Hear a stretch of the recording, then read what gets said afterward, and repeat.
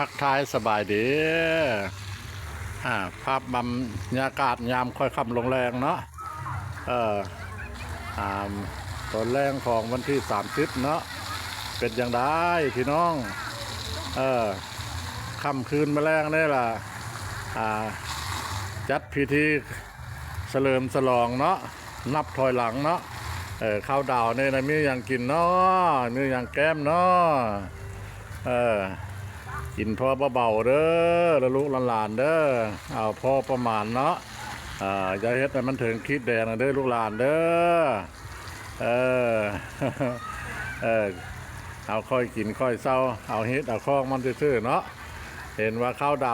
วเป็นนับถอยหลังแล้วเอาเต็มกระปิงแล้วล่ะยันล่ะนั่นดอกเนาะมีการมึนเมาจัดไปเด้อลูกหลานเด้อบอกว่าอย่างเด้อเอาพอประมาณเนาะมื้อนี้ล่ะบ่มีอย่างพอบ้านพะโลก็บ่ได้ไปใส่ออกเมื่อบ้านเมื่อเอาเข้ารถกระเพาะบ่มีโอกาสจะได้ถ่ายทำให้ท่านผู้ชมเห็นนะมามัวตะแปลงรถมามัวตะยิ้วรถปัจจุบันนี้ก็ได้แก้ไขได้แล้วอะไรมาเนื้อนอจานแล้วก็พอดีได้มาเก็บภาพบรรยากาศอันนี้ละถ่ายทำเอาเขาห้องว่าส่วนครัวเนาะพอบ้านพะเลาะนี่แหละบ่ได้มีอย่างแล้วก็ดินดอนบ่มีก็เลยเฮ็ดอยู่นี่โพมเฮ็ดมักแตงนี่ก็ใกล้สิได้มักแตงก็ใกล้สิได้กินมากมาได้ทานผู้ชมเลยใกล้จะได้ดินมากแล้วเด้เนี่ยพอบ้านพะเลาะเราได้ประตัดเอาแยงไม้มาเฮ็ดแบบนี้ให้มันลามขึ้นเนาะให้เครือมันลามขึ้นนี่มันเป็นมากอยู่นี่แต่ว่าจักสิได้กินจ้ำแจ้วจะบ่หรือจังใดเนาะเพราะว่าเฮาเฮ็ดอยู่ประตูแคมทางเด้นั่งย่านเล็กๆเด็กน้อยผู้ไว้ตีนไว้มือหั่นล่ะหากจักเฮ็ดได้เนาะแต่เฮาก็มื้อใดเฮาใช้ปุ๋ยเคมีเฮาก็สิเขียนบอกดอกเวลามักแต่งเฮาเป็นแล้วล่ะเฮาใช้ปุ๋ยเคมีเร่งผู้คนบ่จักแล้วมากินแล้วก็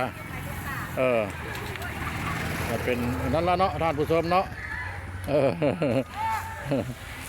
จักเป็นอย่างละเนาะคือคุณจักน้ำกันนั่นแหละเนาะ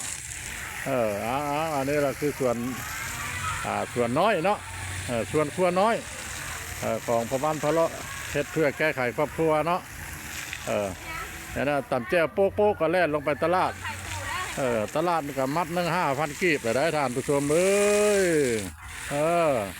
บ่มีได้มัดละ1,000-2,000เด้ออันนี้ละคือผักอีตู้เนี่ยที่โพดพ่อบ้านพะเลาะว่าสิโบงออกโยมอันนี้ละฮดยามแรงมันฮ้อนแดดมันก็ใบมันก็เที่ยวเนาะเบื้องเฮ็ดอันนี้ล่ะคันได้เฮ็ดลงไปแล้วแหละก็บ่ได้กินน้อยก็ได้กินหลายเนาะท่านผู้ชมเนาะเอาเฮ็ดไปแล้วก็ดีกว่าเอาบ่เฮ็ดเนาะอันนี้ล่ะอันนี้มันเป็นเดินโรงเรียนเด้อโรงเรียนประถมสมบูรณ์บ้านเวียงวิไลเมืองตะแคกแข่งกำม่วนเป็นขึ้นอันนี้ล่ะเด็กโรงเรียนก็มีตะป่าตะน้ำมีแต่ซ้ำนี้ก็ยังมีเด็กน้อยเนาะพระเจ้าก็อยากออกกีฬาออกกำลังกายเล่นกีฬาบานเตะบวกกระโต้อะไรพระเจ้าก็ได้เฮ็ดไปตามนี่แหละพ่อแม่พาอยู่นี่เขาก็เฮ็ดอย่างนี้แล้วเนาะอันนี้แหละถนนหนทางก็เป็นทางแดงเด้อหน้าบ้านของพ่อบ้านพะเลาะอยู่วงเวียนลาข้างวงเวียนลักสองกับบ่ได้ไก่เด้อท่านผู้ชมนอนอยู่แล้วก็ตัวเทศบาลตัวเมืองเลยก็ยังบ่ได้ทางดำน้ำมูอยู่นั่นได้ก็ย่าเนาะท่านผู้ชมเนาะให้มูได้ก้อนให้มูได้มดเวลาห้าวท่าได้ดำหลังมูให้มูได้ก้อนจะมูกระเพาะก้อนเนาะเฮาได้น้ำหลังมากกว่าเฮาก็ได้ทางดีน้ำหลังมูสั้นเนาะท่านผู้ชมเนาะ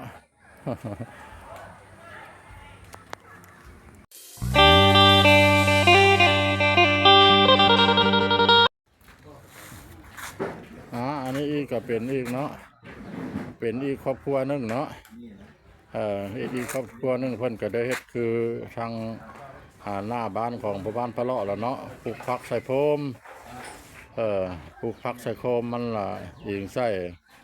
ดินดอนต้นหญ้าเฮาบ่กว้างเนาะบ่มีดินกว้างก็เลยปลูกไปแบบนี้ละพอได้แก้ไขครอบครัวเนาะตำแจ่วตำจุเฮ็ดลาบเฮ็ดก้อยเฮาก็บ่ได้ลงตลาดเนาะเฮามีแล้วเฮาก็เอานะส่วนเฮานี่ละอันนี้พอได้แก้ไขอันนี้แหละต้นมักเล่นเพิ่นเด้ออันนี้แหละผักบัวเพิ่นผสมเดียวกับผักเทียมอันนี้กับผักกระเทียมเพิ่นปลูกโดดแล้วมันจนเพิ่น